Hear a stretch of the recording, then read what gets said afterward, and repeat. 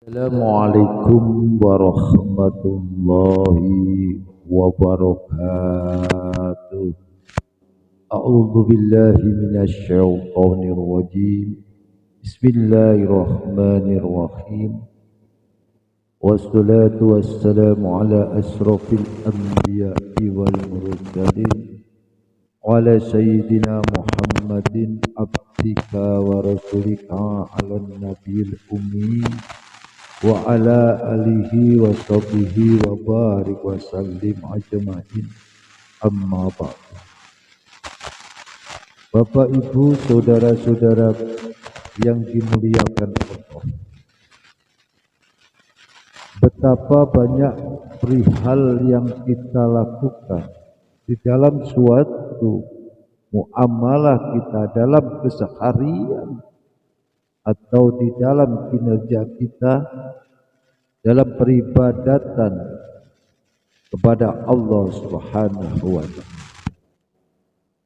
yang mana di antara hamba Allah atau manusia jarang sekali untuk selalu mentafakuri akan dirinya bila mana terjadi suatu hal atau tingkah dalam perilaku yang akan membuat diri pribadinya kepada jalan-jalan melakukan hal yang menjadikan kemudaratan diri. Mungkinkah di antara kita Bapak Ibu merasakan hal yang seperti ini? Hati nurani ini merasa ada ganjalan ataukah tidak bila mana kita perbuatan melakukan dalam hal salah satu kemaksiatan atau telah mendolimi di dalam diri kita sendiri, ataukah kita akan merubah, ataukah sebaliknya kita tidak merasai bahwa kita berbuat yang telah melanggar dari aturan-aturan agama. Tidakkah Allah telah memberikan informasi kepada semua manusia, taatilah akan suatu perintahnya dan jauhi akan segala larangannya. Inilah Bapak Ibu, sebaik-baiknya hamba Allah atau seseorang adalah selalu yang mau melihat apa yang akan keluar, yang ada niat di dalam diri kita, dalam hati ini. Bila mana kita mengetahui baik dan buruknya sebelum terjadi suatu amalia yang secara dohiriyah, pasti ada niat di dalam hati. Nah, inilah bila mana terjadi hal-hal yang mungkin kita sadar atau tidak menyadari, atau dengan kesengajaan melakukan hal-hal dengan niat yang mengarah pada tiada keridhaan Allah ke jalan yang salah, mungkinkah kita akan mau untuk membenahinya? Inilah Bapak Ibu, saudara-saudaraku semuslim seiman yang selalu dimuliakan Allah Subhanahu wa Ta'ala. Bila mana di antara kita terjadi suatu banyak kesalahan, kekhilafan ataupun dalam dosa, kita tidak usah begitu cemasnya kalau memang ini tidak ada suatu unsur kesengajaan. Tapi sebaliknya, bila ada suatu unsur kesengajaan, nah inilah yang akhirnya kita memerlukan suatu jalan atau toreko untuk kembali kepada Allah dalam pengampunan Allah atau minta ampun kepada Allah. Mungkinkah kita benar mengharapkan akan pengampunan Allah? Mumpung masih ada suatu kesempatan inilah, masih kita diberikan waktu yang sangat luang, waktu yang sangat bernilai untuk kita wujudkan dalam muamalah kita atau amaliyah kita secara lahir dan batin. Seandainya terbentur suatu kesalahan yang akhirnya menumpuk suatu dosa, mungkinkah kita Bapak Ibu mau kembali kepada Allah, ataukah sebaliknya kita tetap melakukan dalam artian menganiaya diri sendiri? Inilah perlu kita bahas saat ini. Jadi sebaik-baiknya hamba Allah adalah yang mau bertobat kepadanya, yaitu mentobati diri secara lahir dan batin. Mumpung masih pintu taubat masih terbuka. Ini adalah sangat berarti kalau kita benar-benar Bapak Ibu, saudara-saudaraku, benar mau menyadari dengan perilaku kita apa yang menjadi perbuatan kita. Bagaimana kalau kita tidak mendapatkan naungan dari Allah, kalau selalu kita bergelimang di dalam suatu kesalahan dan kemaksiatan? Padahal Allah telah memberikan pengabaran kepada semua makhluknya, khususnya adalah hamba Allah, yaitu manusia, yang mana telah disodorkan oleh Allah Subhanahu wa ta'ala dalam kalamnya, innallaha yuhibbut tawwabina wa yuhibbul mutatahhirin. Sesungguhnya Allah menyukai orang-orang yang bertaubat dan menyukai orang-orang yang mensucikan diri. Jadi penegasan ayat ini Bapak Ibu ada dua kriteria. Satu adalah Allah sangat menyukai kepada hambanya yang mau bertaubat dari suatu kesalahan dan dosanya, dalam arti perilakunya. Yang kedua, Allah pun menyukai kepada hambanya yang selalu mensucikan diri. Dalam arti mensucikan diri adalah kotoran-kotoran, penyakit-penyakit hati. Inilah ada dua kriteria ini. Ayo sama-sama Bapak Ibu kita dengan merenungi di dalam ayat ini, agar kita mendapatkan curahan, bimbingan dan maghfirah Allah. Kalau memang kita benar-benar menyadari betapa tempat kita adalah banyak melakukan suatu kesalahan dengan perbuatan-perbuatan yang melanggar akan aturan-aturan Allah Subhanahu wa ta'ala.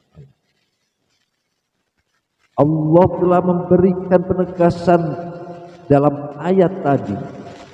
Juga Allah pun mantapkan di dalam kalamnya, memberikan pengabaran kepada hamba-hambanya yang beriman, yang mana telah Allah sodorkan, ya ayyuhallazina amanu tubu ilallah taubatan nasuha. Hai orang-orang yang beriman, bertaubatlah kepada Allah dengan taubatan nasuha, atau taubat yang murni. Ayat yang ini menegaskan, memberikan pengabaran kepada hamba Allah yang benar beriman, yang percaya akan ada suatu balasan setiap muamalah kita, kecil besarnya, baik buruknya, nanti akan ada catatannya di antara semua hamba Allah. Setiap seseorang membawa buku catatan masing-masing, dan disitulah nanti akan terbuka dan akan menjadi di pengadilan Allah Subhanahu wa Ta'ala. Jadi diinformasikan Bapak Ibu oleh Allah, kalau kita memang benar-benar beriman, meyakini kepada Allah dan meyakini akan bertemunya dengan Allah dan percaya dengan hari akhir, pasti kita akan bisa merealisasikan untuk mengevaluasi dalam kinerja amalia kita, menjauhi dari suatu kemaksiatan. Maksiat secara zahir dan maksiat secara batin. Ini secara kepada Allah. Yang kedua, kita jangan sampai melakukan kezaliman, penganiayaan kepada sesama hamba Allah. Maka sebaiknya manusia adalah kalau sudah berani dalam suatu penyesalan diri, melakukan hal untuk taubat yang semurni-murninya dengan perasaan yang takut, bila mana bagaimana kalau kita selalu bergelimang di dalam kemaksiatan dan kesalahan dan dosa, bagaimana nanti kita di hadapan Allah Subhanahu wa Ta'ala.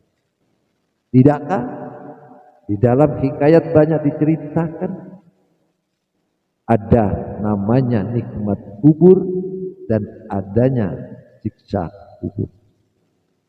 Juga di dunia jelas nyata, ada yang diberikan suatu nikmat dan ada yang menjadi bala. Jadi ini di dunia nyata sudah jelas terjadi banyak hal yang kita temui, mungkin di luar atau di sekeliling kita atau di dalam diri kita sendiri terjadi hal-hal seperti itu. Tapi kita jarang sebagai manusia mau menyadari akan hal perbuatan kita. Maka kita sering melakukan hal yang akhirnya membawa diri kita ke jurang kenistaan. Seperti contoh kita ambil Bapak Ibu, melakukan hal seperti pencurian, pemerkosaan, penipuan, ataupun yang lainnya yang merugikan sesama manusia. Ini jelas kita akan mendapatkan suatu balasan. Apalagi kita yang selalu melanggar akan aturan-aturan Allah, yang mana kita tidak mau beribadah kepadanya atas melanggar perintah-perintahnya, malah lebih menjadi suatu maksiat diri dan maksiatnya keyakinan. Maka kalau kita benar mengikuti akan ajaran-ajaran Allah yang telah dicontohkan oleh Nabiullah Muhammad sallallahu alaihi wasallam, maka ayo kita itibakkan diri kita selalu mengikuti dalam aturan yang dicontohkan Rasulullah di dalam kehidupan ini, dalam suatu agama. Karena Rasulullah sendiri telah memberikan suatu keterangan dalam fatwanya atau sabdanya. Qala Rasulullah sallallahu alaihi wasallam, ittaqillah haitsuba kunta wa atbi'is sayyi'ata hasanata tamhuha. Jelas oleh Rasulullah telah diperjelaskan. Takutlah kepada Allah di mana saja kalian berada, dan susulilah atau hiasilah di dalam suatu keburukan perilaku itu dengan amal kebaikan. Pasti kebaikan itu akan menghapus dari keburukan.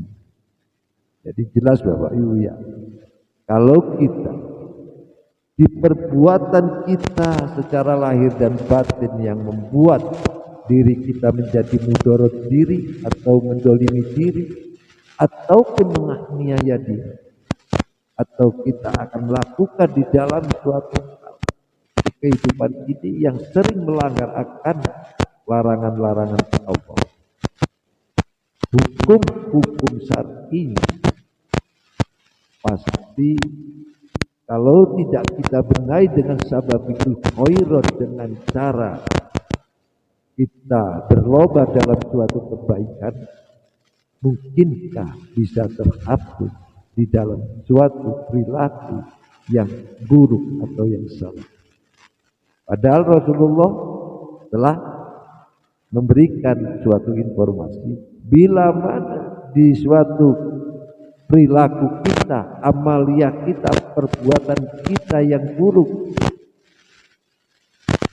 kita susuli dengan suatu kebaikan, pasti akan bisa menghapus.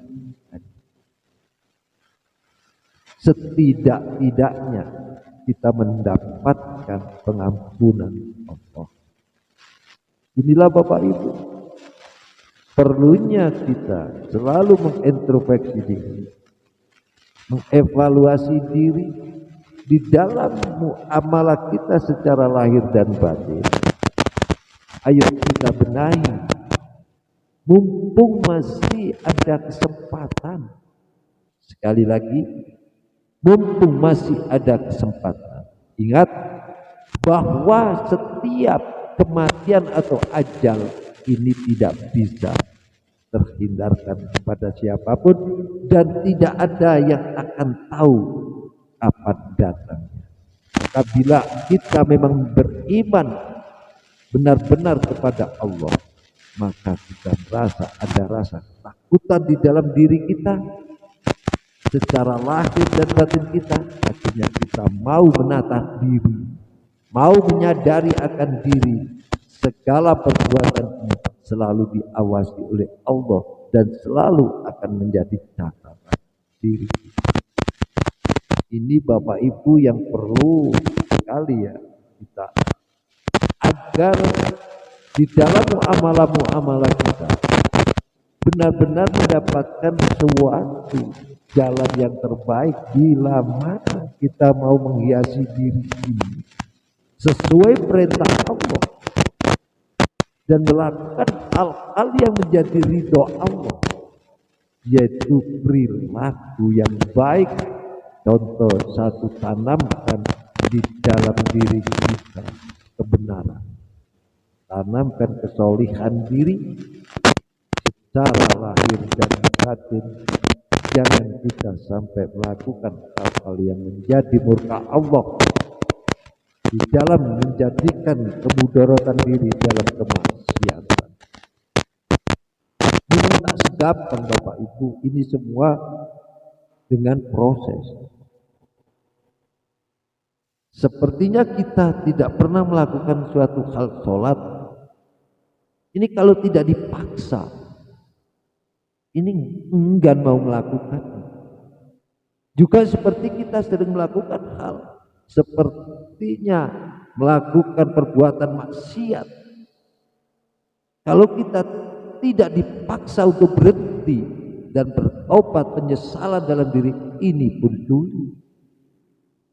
Makanya perlunya kita selalu bersandarkan kepada Allah Subhanahu wa taala, mengikuti akan ajaran Rasulullah, insya Allah kita akan selalu mendapatkan hidayah Allah Subhanahu wa taala. Dengan jelas bahwa hadis Rasulullah tadi adalah memberikan suatu anjuran kepada kita. Bila mana kita di dalam situasi dan kondisi ataupun di mana saja, ayo susulilah keburukan itu dengan kebaikan. Maksudnya setiap perilaku kita secara niat kita, lahir batin kita mau melakukan di situ terjadi suatu kesalahan kemaksiatan, lebih kita langsung dengan kebaikan, akhirnya akan kita menemukan kalau kita mau merubah kepada diri kita, pasti Allah pun akan memberikan jalan keluar dan jalan-jalan untuk kepadanya. Perbuatan siapapun jelek dan buruknya ini pasti nanti akan dikembalikan kepada seseorang. Maka dari situlah Bapak Ibu, saudara-saudaraku semuanya, kita selalu menyandarkan diri dan selalu ayo sama-sama kita saling mengingatkan, saling berpesan kepada saudara-saudara, kepada semua, agar ayo melakukan hal-hal yang baik, yang jangan sampai kita melakukan kemudorotan pada diri ataupun mendolimi sesama manusia. Ini Allah tidak ridho, Allah tidak akan menyukai kepada karena tadi jelas dipertegaskan oleh Allah, Allah menyukai kepada hambanya yang selalu bertobat dan menyukai kepada hamba-hambanya yang selalu mau mensucikan diri dari sifat-sifat kotor, dengki, iri, jahat, hasud, suka mencaci, maki, ataupun bergunjing atau ghibah, dan segala prasangka-prasangka yang buruk di dalam diri kita, atau berprasangka buruk kepada sesama, atau juga berprasangka buruk kepada Sang Pencipta Allah Subhanahu wa taala. Kita hilangkan, kita ganti, kita berusaha. Tidakkah Allah menegaskan, Allah tidak akan merubah suatu kaum itu kecuali kaum itu merubah akan dirinya. Jadi ini sikap sifat di dalam diri kita perlu untuk dirubah. Nah kalau kita tidak mau merubah, ya Allah pun tak akan memberikan pertolongan. Tidakkah Allah menurut apa yang menjadi prasangkanya setiap hambanya? Inilah Bapak Ibu, makanya kita perlu ayo kembali turja'un kepada Allah, ke jalan-jalan tuntunan apa yang menjadi perintah Allah dan selalu menjauhi dari larangan Allah. Maka di situ Allah pun akan memberikan pengabaran yang lebih tegas dan lebih jelas kepada semua manusia. Itu diterangkan di dalam surat Hud, di surat Hud ya. Allah telah berfirman, afa aminu anta biyahum khosyatum min azabillahi au ta'tiyahumu sa'atu ba'datahu wa hum la yas'urun. Apakah mereka merasa aman dari kedatangan siksa Allah yang meliputi mereka.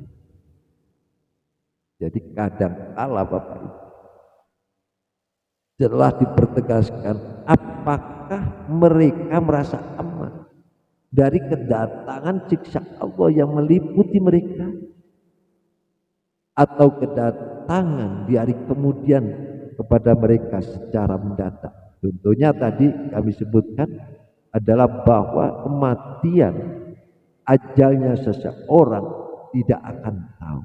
Maka kalau kita tidak ingat berpegang kepada ayat-ayat Allah ini, kita pastilah akan menjadi hamba Allah yang mana hati kita bisa menjadi keras, membatu. Tapi bila kita ingat kepada ayat-ayat Allah yang telah kita pegang, kita yakini, dan kita menjadikan pegangan hidup, insya Allah kita selalu akan mendapatkan tuntunan-tuntunan secara lahir dan batin di dalam perjalanan hidup ini. Terasalah damai dan tenang. Atau kedatangan suatu hari kemudian, yang maksudnya adalah kematian itu tadi, kepada mereka secara mendadak. Jadi datangnya suatu maut itu adalah mendadak, sedang mereka tidak menyadari. Kebanyakan di dalam manusia tidak menyadari ini, tapi sebenarnya tahu, paham semua, tapi nggak mau untuk merubah akan dirinya, tidak memikirkan apakah besok hari kita masih bertemu atau tidak. Maka kesempatan di hari ini, maka Rasulullah di dalam sabdanya pun, kalau kita ada sesuatu yang disampaikan, hidup itu ada 3 hari. Yang kemarin atau yang lalu, yang sekarang, besok. Hanya ini. Kalau kita mengingat ini, apa yang menjadi sabda Rasulullah, bahwa hidup dia hanya 3 hari, kita akan merasakan berhati-hati di dalam segala aspek kehidupan ini, perilaku ini, perbuatan ini. Karena setiap perbuatan pasti akan mendapatkan, baik dan buruknya, semua mendapatkan suatu balasan. Inilah pengingat bagi manusia, bagi hamba Allah. Ayat tadi di surat Hud, ya, ayat 107 itu. Bila mana Bapak Ibu nanti di rumah ketemu membaca Al-Quran, menemui kita buka di surat Al-Hud, ayo kita renungi dan kita perdalam, kita tafakuri, kita kaji, karena di situ termasuk ayat ini dengan jelas memberikan suatu pengingat bagi manusia. Inilah Bapak Ibu, saudara-saudaraku yang dimuliakan, ayo kita selalu dengan sekuat tenaga bermujahadah yang sungguh-sungguh, mendekatkan diri dengan takarub, dengan mengingat, menyadari akan sebanyak kesalahan, perbuatan yang merugikan pada diri kita, juga menjadikan landasan diri kita untuk mau selalu bermuhasabah diri. Akhirnya kita mau merubah kepada laku atau perilaku kita, amalia kita yang mana yang banyak penuh salah dan dosa, kita selalu ganti dengan suatu kebaikan.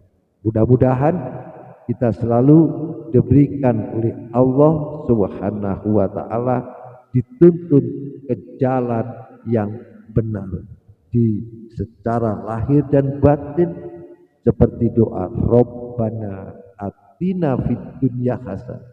Ya Allah, ya Rabb, berilah akan suatu kebaikan kami di dunia juga. Rabbana atina fid dunya hasanah wa fil akhirati hasanah wa qina adzabannar. Dan berikanlah kebaikan nanti di akhirat dan jauhkan dari api neraka. Inilah perlunya. Ayo kita selalu ingat kepada Allah dan selalu mendekatkan diri kepada Allah dan selalu memperbaiki diri kita dari setiap kesalahan dan dosa kita. Kita minta ampun kepada Allah, kembali kepada tobat yang semurni-murninya, yaitu tobatan nasuha. Insya Allah kalau kita benar-benar tobat yang sebenarnya secara lahir dan batin ikhlas hanya kepada Allah, pasti Allah memberikan pengampunan yang agung kepada kita.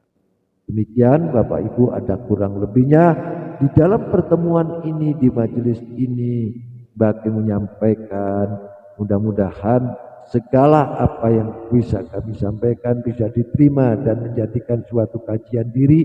Mudah-mudahan kita selalu diberikan pertolongan oleh Allah, diberikan petunjuk hidayah dan mauna serta maghfirah Allah Subhanahu wa taala. Demikian kurang lebihnya, mohon maaf yang sebesar-besarnya. Akhiru kalam idina siratal mustaqim wa bila taufiq wal hidayah waridha wa inayah. Assalamualaikum warahmatullahi wabarakatuh. Iki padepokan budaya luhur